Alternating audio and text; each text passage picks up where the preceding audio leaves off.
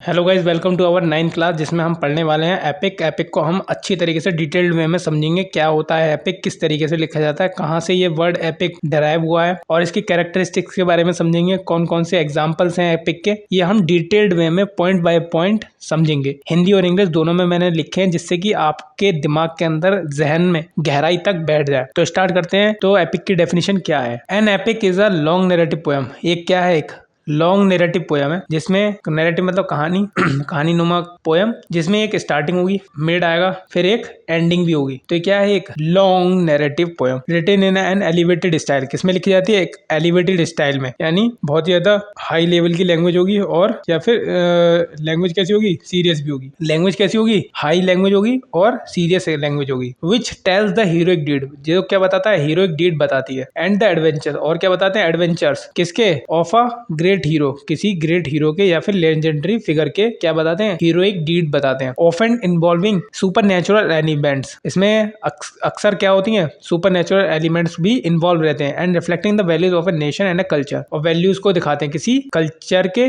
या फिर नेशन के। A long narrative poem, long narrative poem होती है typically about the extraordinary deeds of extraordinary character written in embellished and elevated language. Typically क्या होता है? एक एक्स्ट्रा ऑर्डिनरी डीड्स दिखाए जाते हैं किसी एक्स्ट्रा ऑर्डिनरी कैरेक्टर के, जो कि रिटन किसमें होते हैं? एम्बेलिस्ड एंड एलिवेटेड लैंग्वेज में लिखी हुई होते हैं। एम्बेलिस्ड मतलब अलंकारों का यूज होता है साथ में, और लैंग्वेज कैसी होती है? एक एलिवेटेड, हाई लैंग्वेजेस यूज होती हैं। हाई लैंग्वेजेस यूज होती हैं, उसमें अलंकार होंगे, बहुत सारी चीजें होंगी जिसके डेकोरेट करके उन एक्स्ट्रा ऑर्डिनरी कैरेक्टर के एक्स्ट्रा ऑर्डिनरी डीड्स को दिखाया जाता है। एपिक जो है वो एक ग्रीक वर्ड से डिराइव किया गया है जिसका नाम है एपोस। ये एपोस का मतलब होता है वर्ड, स्टोरी और पोयम। एपोस का मतलब क्या होता है? Word, story, poem. इस ग्रीक वर्ड से डिराइव करके एपिक बनाया। मैंने हिंदी में भी लिख रखा है, देख सकते हैं, ये हिंदी में लिखा है मैंने, जिससे कि आपको आसानी से समझ में आए और जहन में उतर जाए, जहन में कभी भूलो ही ना। इस तरीके से मैंने ये पॉइंट्स बनाए। हिंदी में इसकी परिभाषा है, महाकाव्य एक लंबी काव्य रचना होती है जिसमें किसी नायक के अद्भुत शौर्य, पराक्रम, युद्ध और रोमांचक घटनाओं का वर्णन किया जाता है। ये ऐसे लॉन्ग नैरेटिव पोएम होती है जिसके अंदर किसी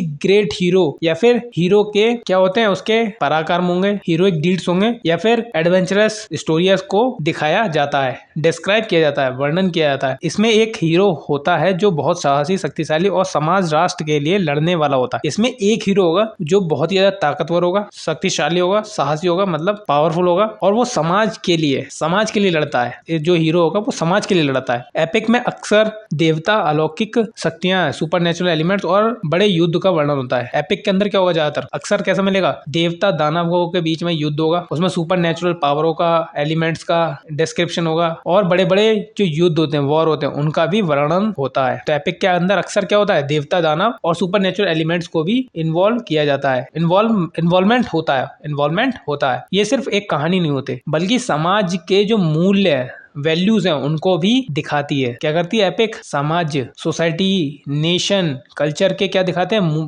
वैल्यूज को भी दिखाते हैं। अब हम इसकी कैरेक्टरिस्टिक्स देख लेते हैं। पहला क्या है हमारा? Invocation to a muse. Muse मतलब देवी।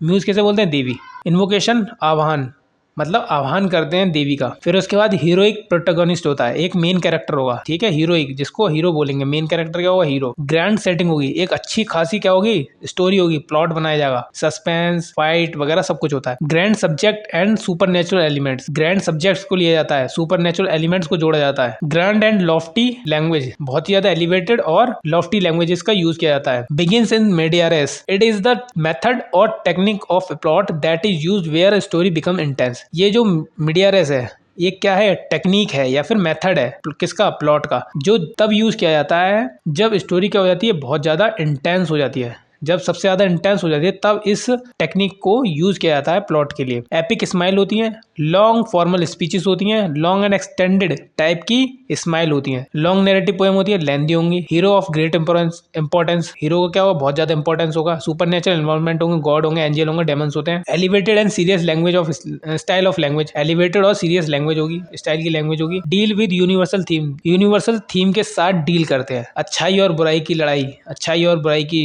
युद्ध, ब्रेवरी, बहादुरी, ऑनर, डिग्निटी, डेस्टिनी। ठीक है, इन सब के बारे ये क्या है, यूनिवर्सल थीम है। हर कोई ऐसी थीम होती है, अच्छाई और बुराई हर जगह होती है। ठीक है, तो ये एक यूनिवर्सल थीम है।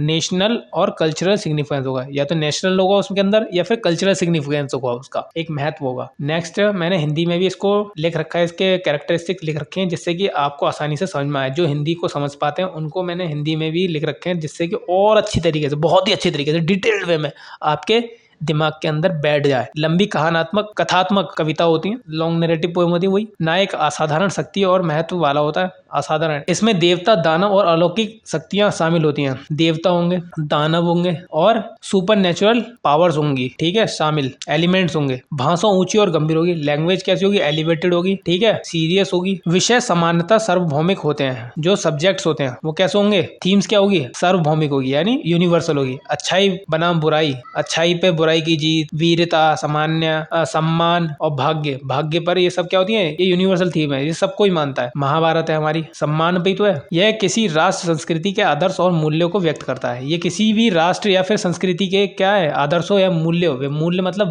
वैल्यू को व्यक्त करता है, बताता है। मूल्य मतलब वैल्यूज को बताता है। हम इसके एग्जाम्पल देख लेते हैं। तो हमारे एग्जाम्पल हैं, ये 3 एग्जाम्पल है हमारे। ओल्डेस्ट एपिक, जिसे हम क्या कहते हैं, एपिक ऑफ गिलगामेश। यह दूसरी हमारी longest written epic from antiquity is the ancient Indian Mahabharata. सबसे लंबी और सबसे पुरानी भारत की कौन सी है एपिक, महाभारत। इसमें श्लोक होते हैं, देखा ना, श्लोक होते हैं एक रिदम के साथ, फिर उसके बाद वर्णन होगा, पूरा युद्ध का वर्णन है। फिर हमारे जॉन मिल्टन्स पैराडाइज लॉस्ट। तो ये हमारे कुछ एग्जाम्पल हैं एपिक्स के। तो आई होप आपको एपिक अच्छी तरीके से डिटेल्ड वे में समझ में आया हो। और अगर आपका कोई भी क्वेश्चन रह गया हो तो आप कमेंट सेक्शन में मुझे डाउट पूछ सकते हैं। मैं अगले वीडियो में उस डाउट को क्लियर कर दूंगा। आई होप ये वीडियो आपको हेल्पफुल लगी हो। मिलते हैं नेक्स्ट वीडियो में नेक्स्ट टॉपिक के साथ। तब तक के लिए बाय।